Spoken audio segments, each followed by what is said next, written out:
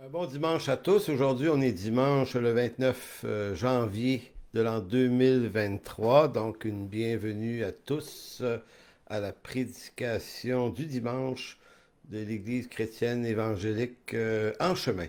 Donc, aujourd'hui, petit changement à notre horaire habituel. Donc, on n'aura pas les chants parce que nous présentons cette célébration qu'en virtuel, étant donné qu'il y a une petite tempête de neige aujourd'hui dans notre région ici et que ça aurait été un petit peu hasardeux de se lancer sur les routes pour se rendre à Montréal. Donc, nous faisons notre célébration qui va consister pour la partie publique là, de cette prédication.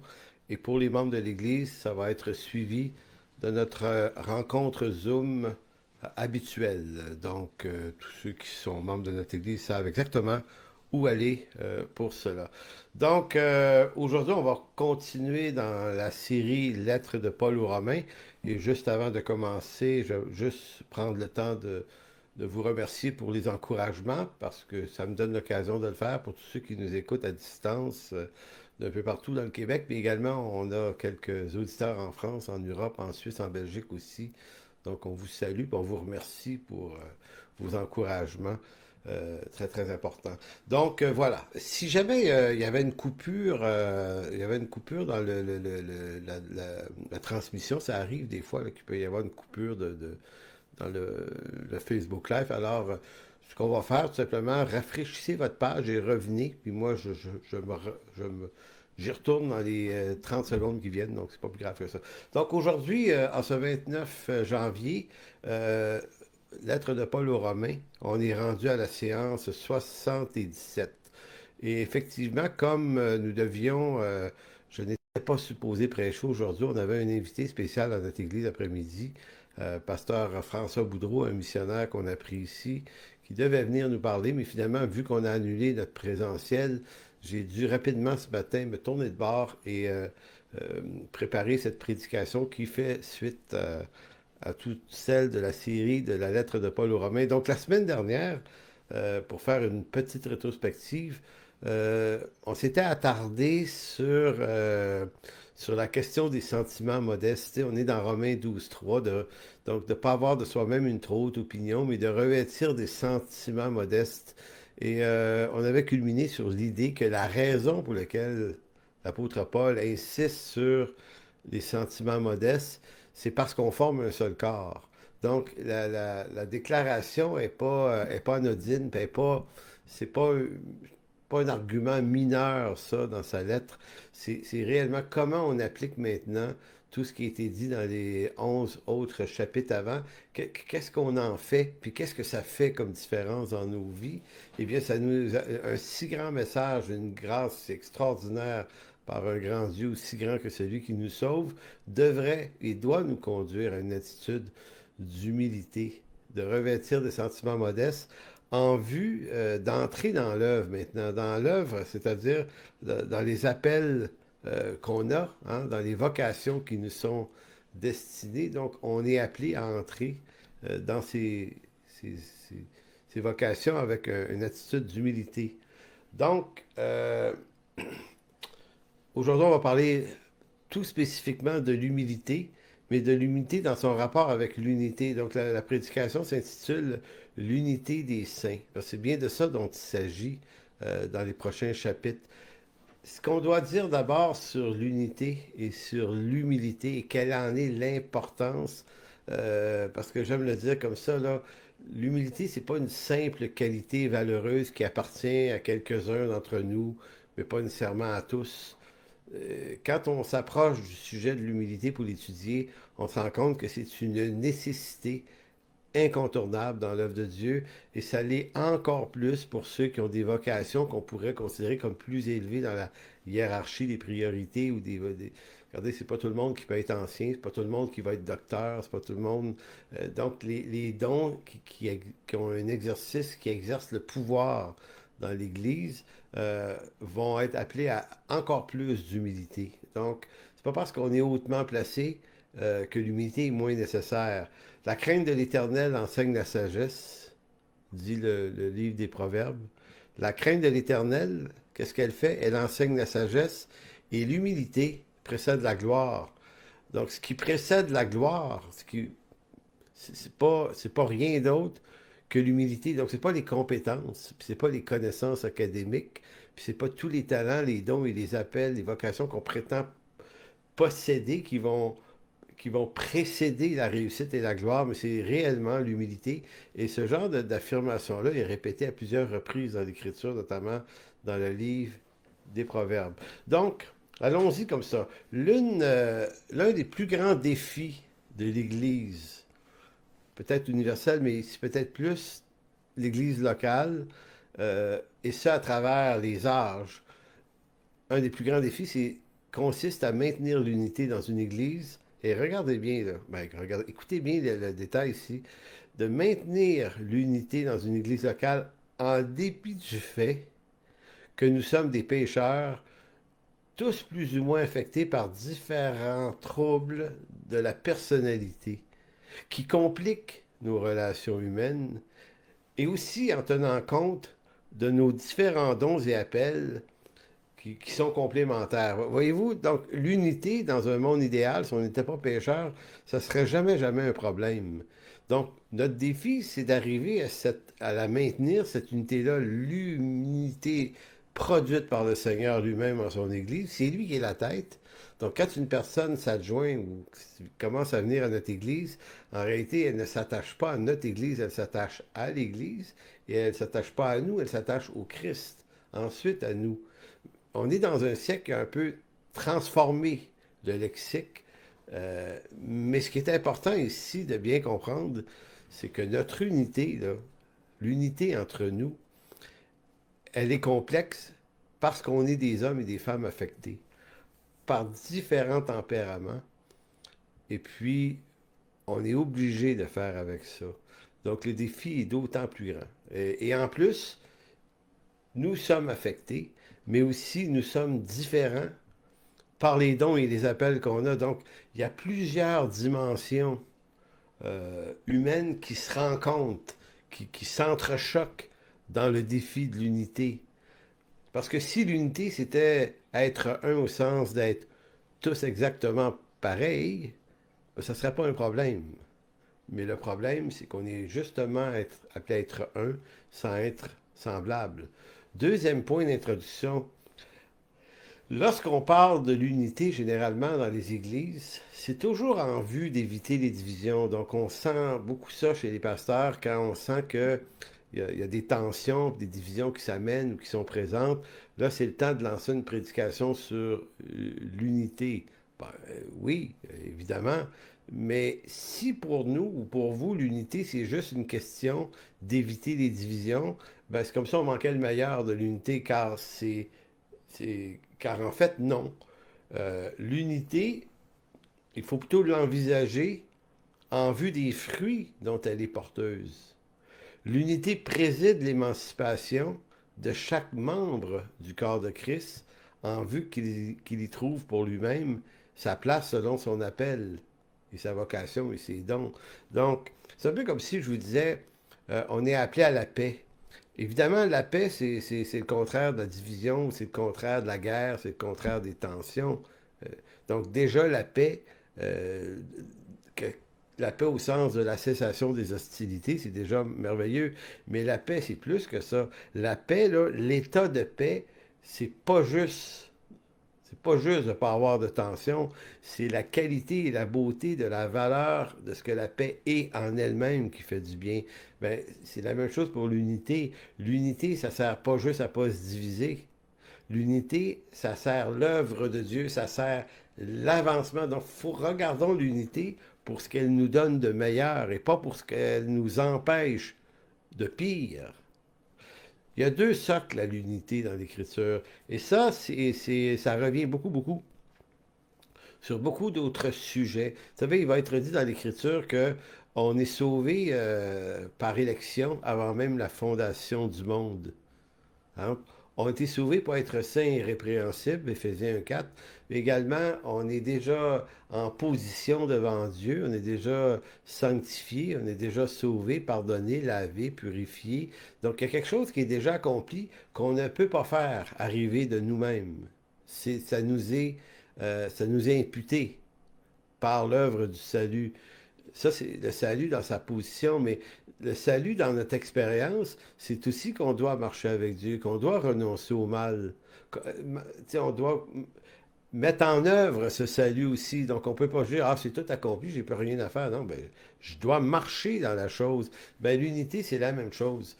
L'unité, elle est déjà accomplie en Jésus-Christ. Mais je dois aussi, nous devons également produire l'effort de la maintenir. Donc, il y a deux socles importants à l'unité. D'abord, c'est que l'unité selon le socle de l'ordonnance de Dieu, c'est Dieu qui fixe les conditions de l'unité dans son Église. Donc, ce n'est pas une unité qui dépend de notre point de vue à nous, mais il faut aller à l'Écriture pour comprendre ce que lui entend par unité. Le deuxième socle, si le premier, c'est l'ordonnance de Dieu, le deuxième socle, c'est l'attitude du cœur de l'homme dans ça. Donc, vous voyez encore ici, il y a deux dimensions, deux postures. Quand on parle des attitudes du cœur, c'est qu'il est du devoir de chacun d'entre nous de veiller sur lui-même pour se garder dans des attitudes de cœur qui conviennent au maintien de l'unité. Et ayant dit cela, maintenant, tournons dans Romains 12, versets 3 à 8. Euh, Par la grâce de Dieu qui m'a été donnée, je dis à chacun de vous de n'avoir pas de lui-même une trop haute opinion, mais de revêtir des sentiments modestes. Donc ça, c'est ce qu'on a vu beaucoup la semaine passée. On revient là-dessus, mais dans un autre angle. Donc, de ne pas avoir de soi-même une trop haute opinion, un, et deux, de revêtir des sentiments modestes selon la mesure de foi que Dieu a départi à chacun. Et là, le verset 4 commence par car. Car, ce petit mot qui est un lien entre ce qui vient d'être dit et ce qui va maintenant être dit. Car, donc, pourquoi faut-il revêtir des sentiments modestes? Ben, parce que nous avons plusieurs membres dans un seul corps et que tous les mêmes n'ont pas la même fonction. Donc, il dit, il y a une diversité. Donc, on n'est pas pareil, on n'est pas uniforme, on est différencié. Donc, c'est comme si l'apôtre disait, puisqu'on est différent, il va falloir se revêtir de sentiments modestes si on veut produire, humainement parlant, une unité nécessaire à l'efficacité de l'œuvre. Et là, ça continue. Versets 5, 6 et 7 et 8, il va dire, ainsi nous sommes plusieurs. Nous formons un seul corps, donc plusieurs, mais un seul corps. Et nous sommes tous membres les uns des autres, donc on est tous différents, mais on est greffé sur une même entité. Puisque nous avons les dons différents selon la grâce qui nous a été accordée, que celui qui a le don de prophétie l'exerce selon l'analogie de la foi, que celui qui est appelé au ministère s'attache à son ministère et que celui qui enseigne s'attache à son enseignement. Que celui qui exhorte à l'exhortation, que celui qui donne le fasse avec libéralité et que celui qui préside le fasse avec zèle, que celui qui pratique la miséricorde le fasse avec joie. On va voir plus spécifiquement les différents dons et appels la semaine prochaine, là. Mais je veux juste mentionner une chose qu'il faut remarquer. L'apôtre Paul fait une liste de différentes choses qui se pratiquent dans l'Église, différents dons, appels et vocations. C'est pas le seul texte, c'est pas complet ici. C'est pas complet, mais le but, c'était pas que ce soit complet. Paul parle surtout de ses dons et appels en fonction de la disposition du cœur et non pas de l'importance du don ou de l'appel lui-même. Il faut le remarquer. Il dit ici que celui qui a le don de prophétie l'exerce, OK, mais dans l'attitude de se garder dans l'analogie de la foi, en d'autres mots, c'est pas pour toi-même que tu as reçu ça. Donc, tous les dons et les vocations mentionnées ici, Paul nomme la chose et nomme une certaine disposition du cœur. Donc, on sent que le but, c'est pas tant le don que la disposition du cœur dans le don qui est mentionné ici. Donc, ce texte adresse le défi de maintenir l'unité dans la diversité sans pour autant nous faire entrer dans l'uniformité. Donc, l'uniformité. L'uniformité. L'unité ne doit pas se construire sur l'uniformité, mais sur la diversité. Donc, Qu'est-ce que ça veut dire l'uniformité? Ben, vous connaissez le mot porter un uniforme. Donc, dans certaines entreprises, on amène ben, les policiers, par exemple. Tous les policiers, on porte un même uniforme qui les identifie à leur fonction. Donc, il y a des endroits comme ça qu'il faut être uniforme. C'est ça qui est la nécessité. Maintenant, l'unité de l'Église, nous dit Paul, elle ne se fait pas sur l'uniformité, mais sur la diversité. Donc, on est différent et on n'est pas appelé à être exactement semblable et uniforme. Vous savez, ça nous renvoie à l'idée que lorsqu'on pense à formation de disciples, une formation de disciples, c'est pas un moule à gaufre, mais c'est ça qu'on fait dans notre siècle, inconsciemment. C'est-à-dire qu'on prend le jeune disciple, on veut l'amener à être vraiment comme nous. On veut se reproduire, on doit se reproduire. En fait, on doit reproduire notre si on veut, comment dire, qu'est-ce qui est à reproduire? C'est peut-être le modèle de foi qu'on est. On peut former le disciple dans une bonne théologie. Il y a beaucoup de choses qu'on doit lui donner. On peut lui apprendre la sagesse dans ses décisions et également plein de choses comme ça.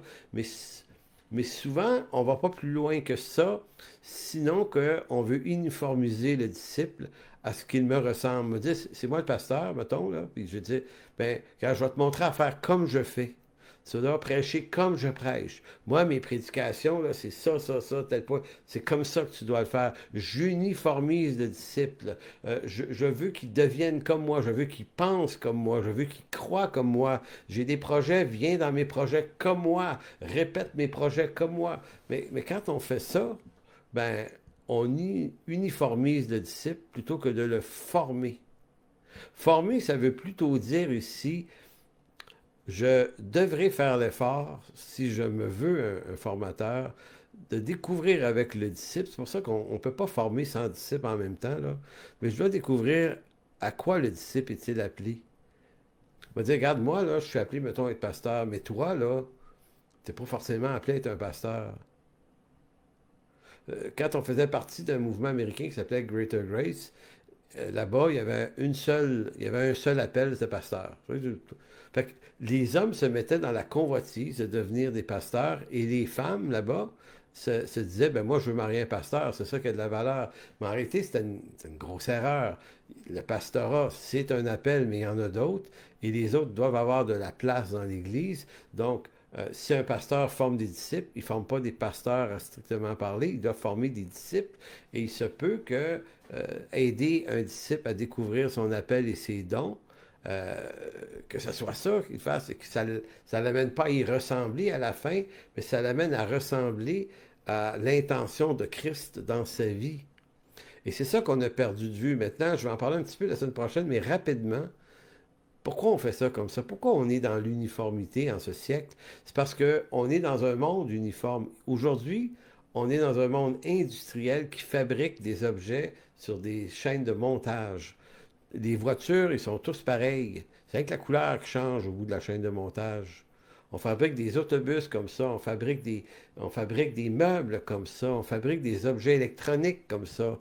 Donc, on est dans l'uniformité. On fabrique des maisons comme ça. Hein? Vous allez dans certains quartiers, dans les grandes villes, et vous voyez que sur certaines rues, ce sont toutes des maisons pareilles. Il y a quelques couleurs qui changent, les arbres devant changent, mais c'est exactement tu sais, un voisin ne peut pas dire, viens visiter ma maison. Tu vas dire, ben non, c'est comme chez nous, c'est pareil. C'est pareil, pareil. Et on voit des modèles de maisons dans des quartiers, puis dans plein d'autres quartiers, ce même modèle-là a été répété. Moi, je passe devant des maisons, puis je suis capable de dire à eux autres, la salle de bain est à tel endroit, il y a une salle de bain là. Je ne suis pas rentré dans la maison. Pourquoi? Parce que c'est ça le monde de l'uniformité. Ça vient tuer la créativité. Il fut un temps où les gens ne travaillaient pas de façon uniforme dans la reproduction d'objets, mais ils travaillaient de façon artisanale. On appelle le monde des artisans. Donc, quand on se faisait une maison, il y a 2, 3 siècles, elle ressemblait juste à ta maison. Quand vous allez en Espagne ou en France ou en Angleterre, en Écosse, même en Allemagne un peu, puis en Italie, en Europe, là où il y a des châteaux, vous allez vous remarquer qu'il n'y a aucun château qui ressemble à un autre. Mais ça a une allure de château. On voit que c'est un château, cette affaire-là. Mais dans le monde des artisans, l'idée, c'est de faire une seule réplique de la chose. Maintenant, c'est quoi le rapport avec notre sujet d'unité? Ben, c'est que nous, on est dans un monde où l'unité veut dire uniformité. Donc, si des objets doivent tous se ressembler, ben, il y a fort à parier que dans notre approche mentale de formation de disciples, on va vouloir se bâtir des disciples tous pareils. Et si quelqu'un n'est pas tout à fait pareil, on va le suspecter de rébellion, de résistance à l'autorité, n'est pas un bon disciple, il ne veut pas exactement faire comme moi. Donc, le défi, et là je ne suis pas en train de vous dire que j'ai les solutions, je suis en train de vous dire qu'il y a une problématique et notre défi, c'est d'être capable de s'affranchir, et c'est pas simple s'affranchir de ça, parce que ça coule dans nos veines, ces valeurs-là. On est bâti comme ça parce qu'on est fils et fille de ce siècle. Donc on pense comme ça. Donc, c'est ça le défi. Non pas l'uniformité, mais la diversité dans l'unité. Ce qui qualifie le chrétien pour le service dans l'Église locale ne relève pas de ses dons, ni de son appel, parce que c'est comme ça encore. Étant dans un siècle capitaliste où le rendement est très important, nous, dans ce monde en tout cas, on recherche des gens compétents, des gens efficaces, des gens qui ont de l'expérience. Mais dans l'Église, c'est une autre affaire. On va comprendre pourquoi tout à l'heure. Mais ce qui qualifie le chrétien pour le service dans l'Église locale, selon Paul, ne relève pas de ses dons, de son appel, ni même de ses vocations, fût-il de la plus haute nécessité pour l'avancement de l'œuvre de Dieu. Non, ses compétences, sa connaissance sont sans valeur tant que le cœur de celui qui se croit appelé n'aura pas été brisé. Non pas brisé sur les douloureuses épreuves de sa vie, puis bien que des douloureuses épreuves, on en a tous eu, mais plutôt brisé par l'amour et le pardon de Dieu qui l'appelle malgré son propre cœur tortueux. C'est ça le grand défi. Quand on découvre qu'on est extrêmement tortueux, on a deux choix. On pense qu'on n'est pas sauvé. Hein? Il y a cette étape-là, quand on est plus jeune, on se dit, je ne dois pas être sauvé, je suis trop tortueux. Et là, des fois, on dit aux gens, ben non, si tu es tortueux, c'est pour ça que tu avais besoin d'être sauvé, il est venu sauver des perdus. Fait que si tu te sens perdu, tu es le candidat parfait. Maintenant, être brisé.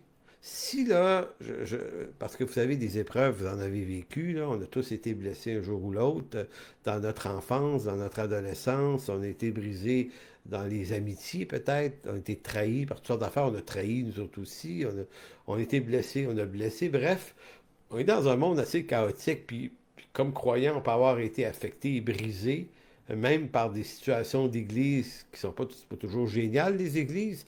Maintenant, le point ici, c'est qu'être brisé, si mon seul brisement relève des épreuves et que le brisement produit chez moi juste de l'amertume et que j'arrive pas où la grâce de Dieu n'arrive pas à triompher de l'amertume pour que malgré cette présence d'amertume, je puisse fonctionner. Quand je dis qu'il faut que la grâce et le pardon triomphent de l'amertume, je ne suis pas en train de dire qu'on oublie ce qui s'est passé dans nos vies. Il y a des affaires qui ne s'oublient pas. Mais on peut choisir et décider que cette chose-là n'organisera pas mon avenir pour autant.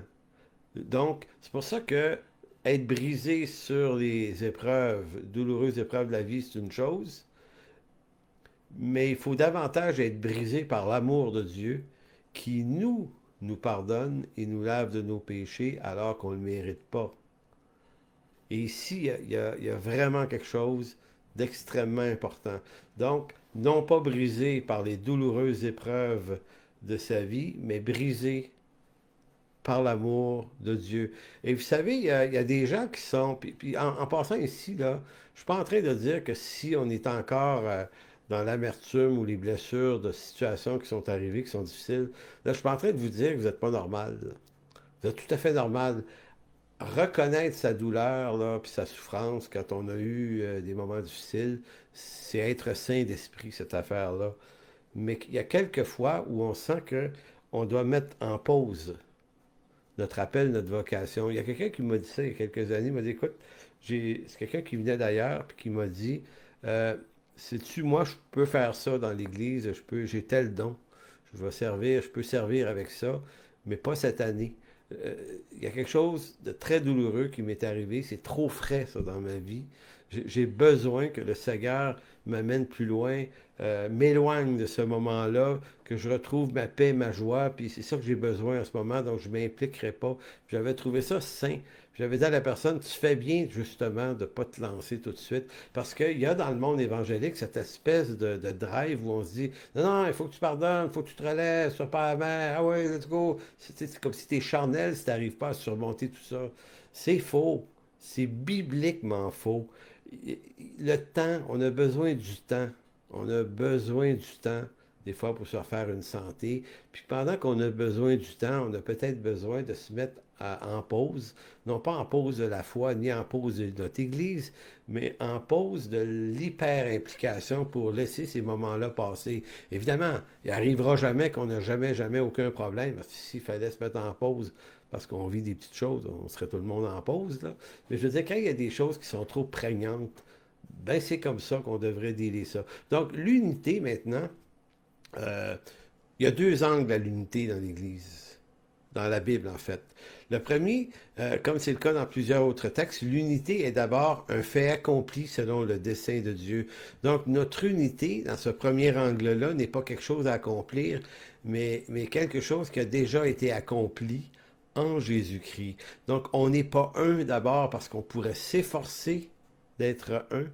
On est un parce que Jésus-Christ nous a unifiés. Tout comme on n'est pas sauvé parce qu'on s'est sauvé nous-mêmes, on est sauvé parce que Christ nous a sauvés. Ben, l'unité, c'est la même chose. Donc, voyons cette première forme, dimension d'unité. Vous allez dans Jean chapitre 17. C'est la prière de Jésus de Jean 17, verset 11.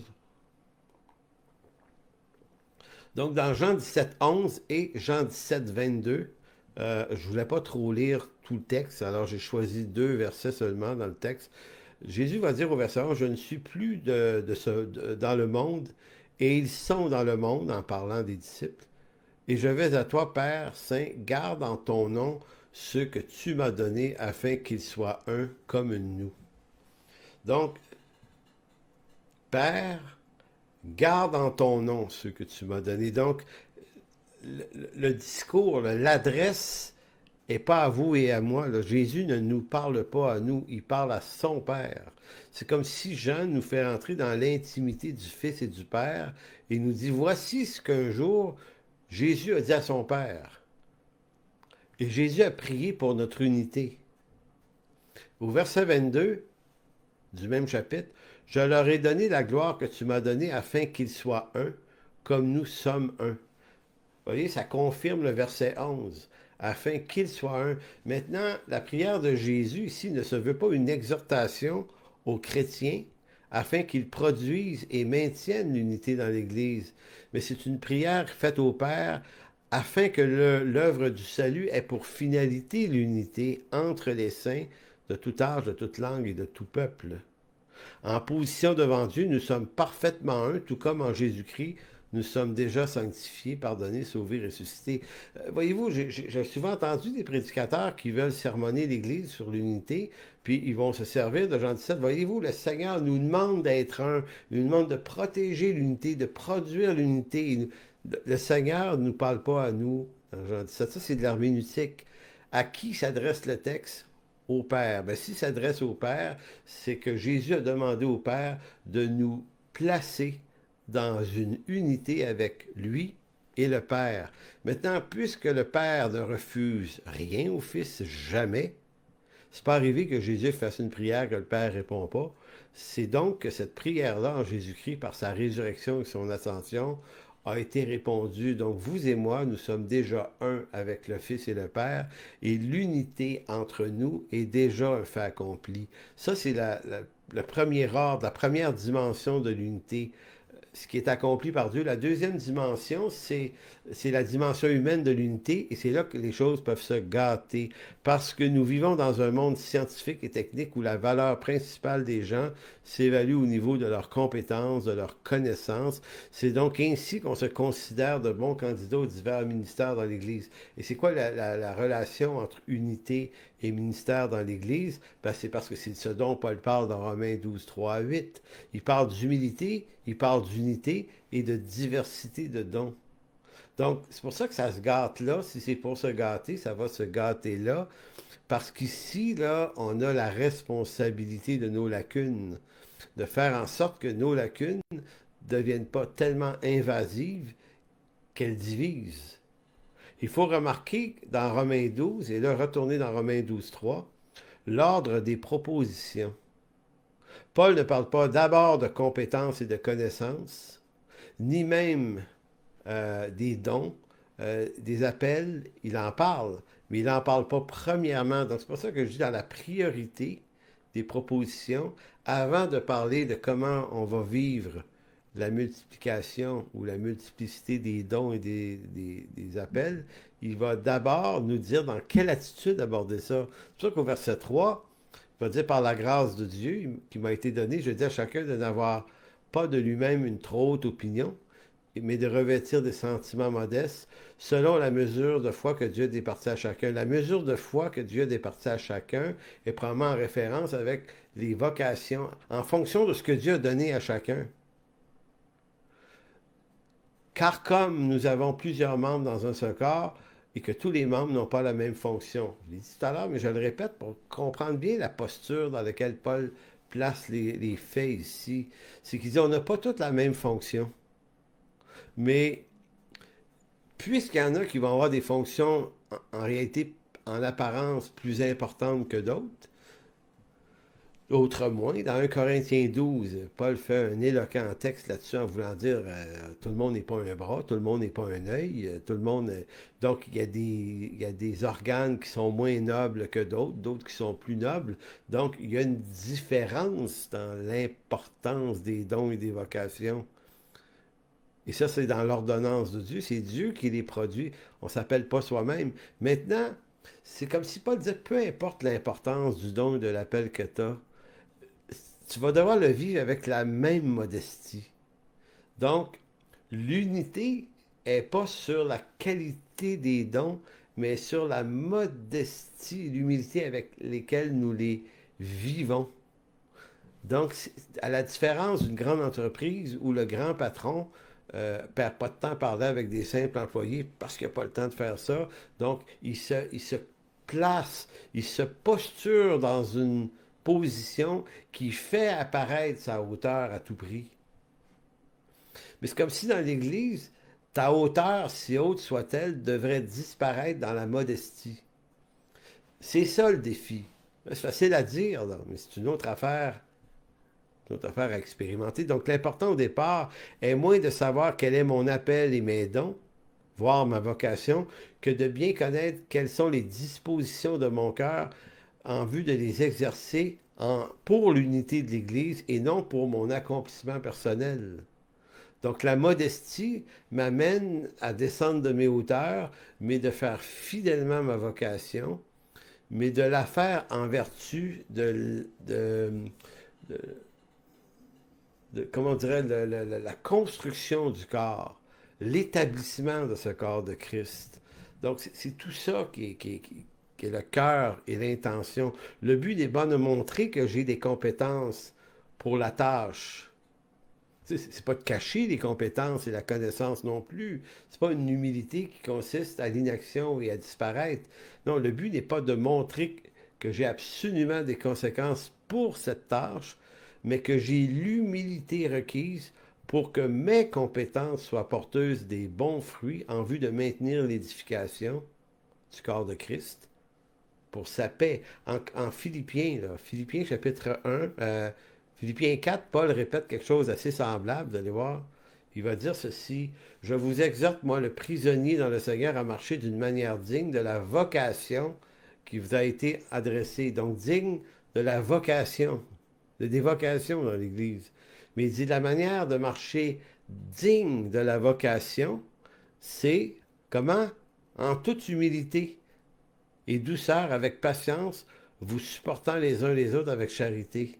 C'est incroyable, là, comment c'est clairement dit. Donc, c'est pour ça que peu importe l'importance de notre appel, ben, on est appelé à une même modestie, une même humilité. Verset 3, vous efforçant, vous efforçant, là, ça signifie que c'est du domaine de votre effort à vous, là, vous efforçant de conserver l'unité de l'esprit par le lien de la paix. Il y a un seul corps, un seul esprit, comme aussi vous avez été appelés à une seule espérance. Par quoi?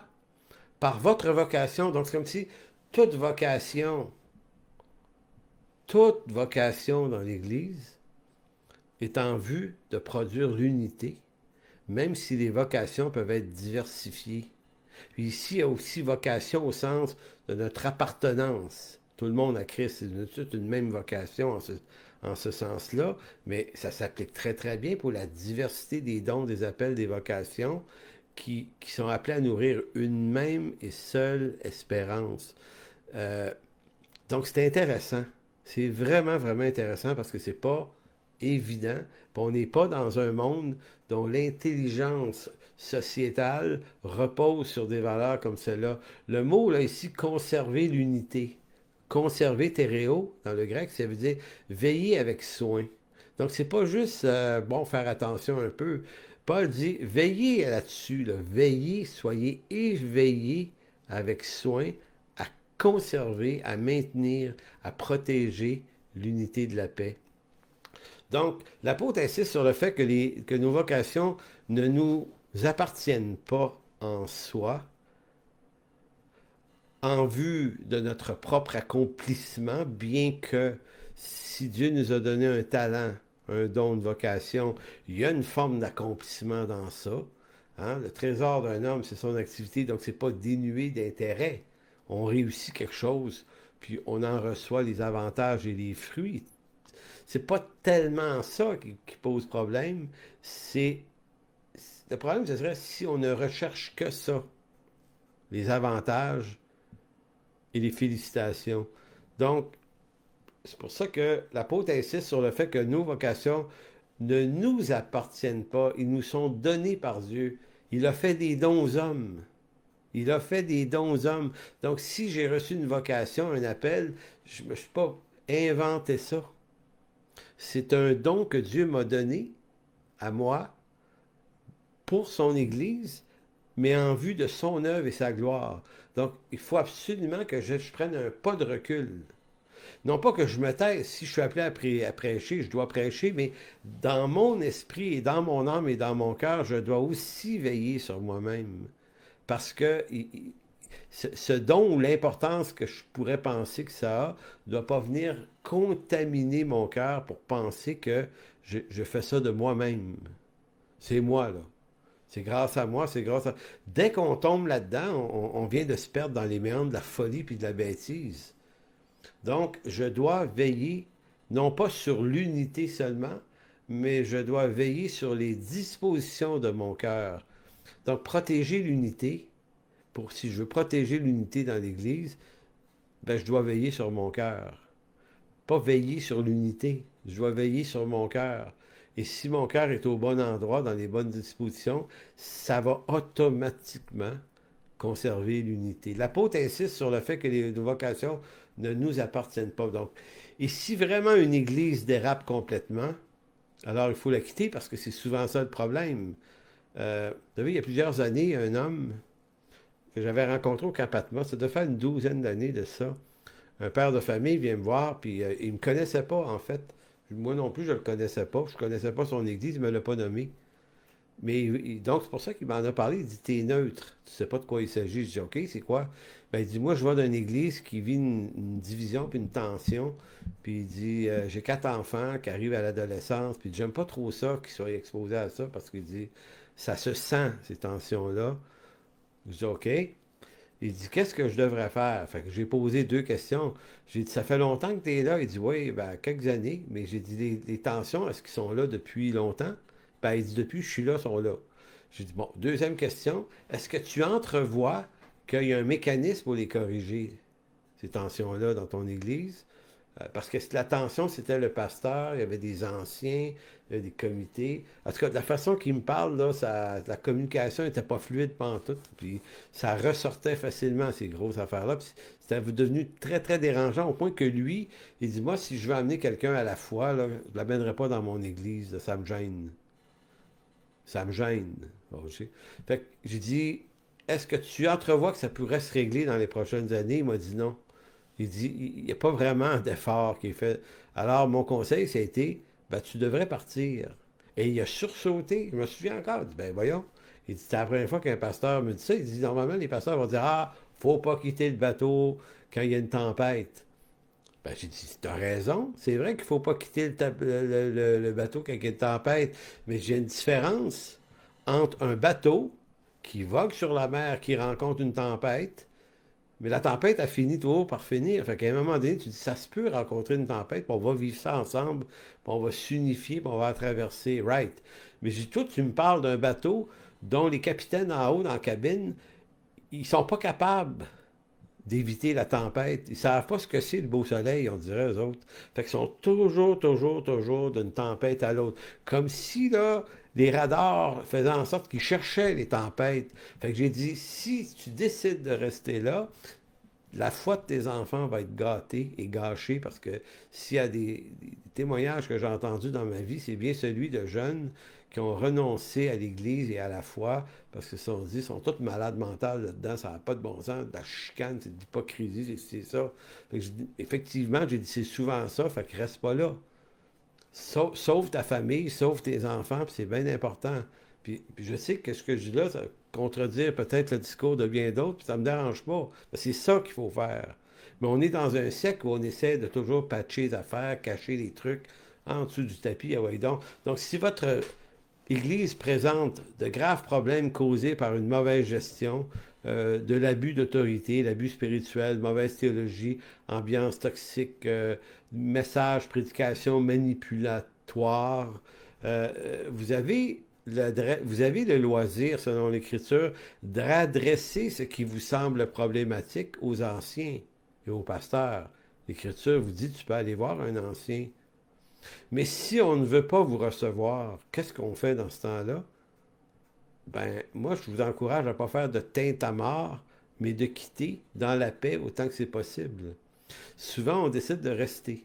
On décide de rester, mais rester, c'est peut-être s'enfoncer dans les tensions et l'amertume. Si vous restez, ben, vous pouvez rester, mais ce que vous risquez, c'est de vous faire du mal à vous-même, mais aussi d'en faire à l'œuvre. Et c'est ça là, qui est la sagesse. À force de vous exposer à tout ça, ben, vous grandissez en frustration, puis ben, ça ne règle pas les divisions. Donc, il ne faut pas rester à tout prix, car c'est souvent en quittant une église ou, ou que plusieurs quittent une église potentiellement toxique, que cette église pourrait se guérir éventuellement ou s'éteindre complètement. Comprenez ce que j'essaie de dire, c'est que partir, c'est envoyer un message. Toi, tu vas retrouver ta paix ailleurs. Si une église là, n'est pas capable de régler ses tensions, puis que tout le monde la quitte, les gens qui quittent ne sont pas des rebelles, c'est l'Église qui a un problème à ce moment-là.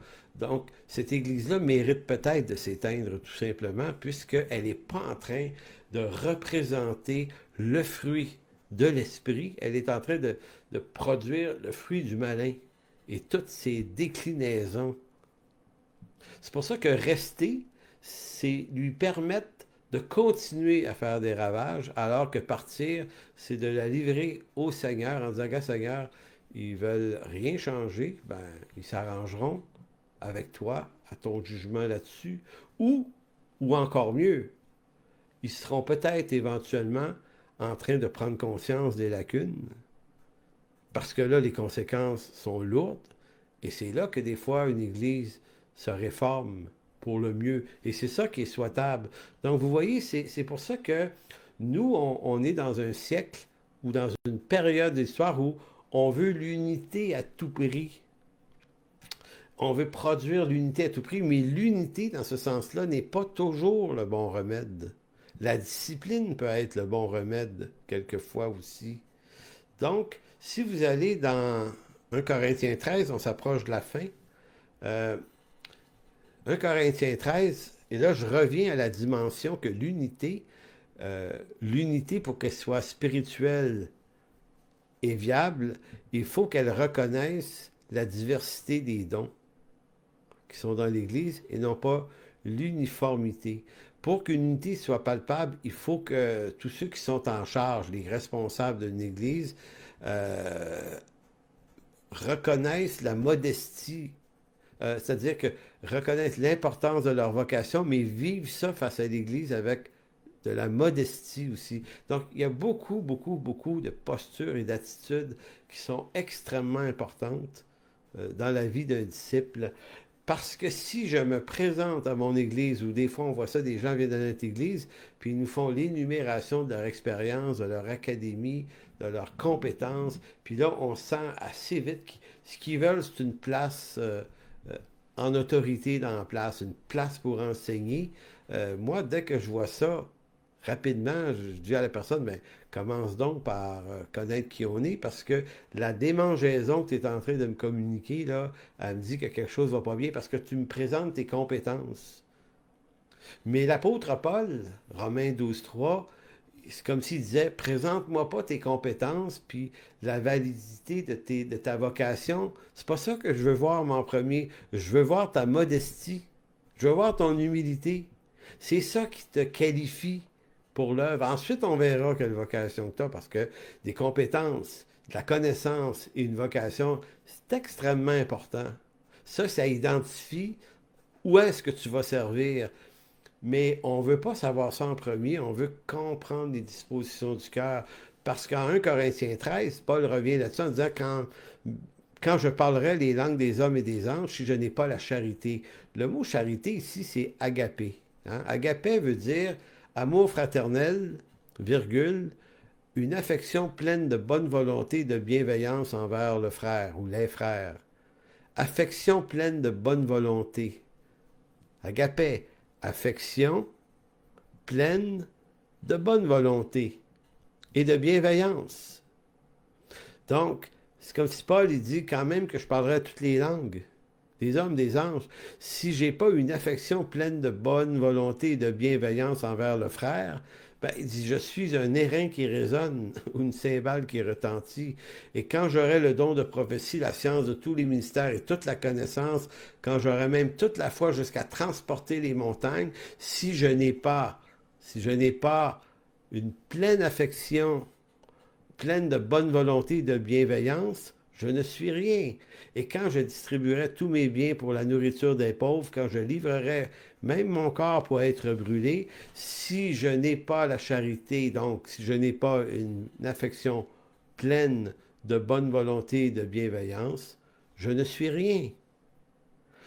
La charité est patiente, pleine de bonté. La charité n'est point envieuse, la charité ne se vante point, elle ne s'enfle point d'orgueil, elle ne fait rien de malhonnête, elle ne cherche point son intérêt, elle ne s'irrite point, puis elle ne soupçonne point le mal.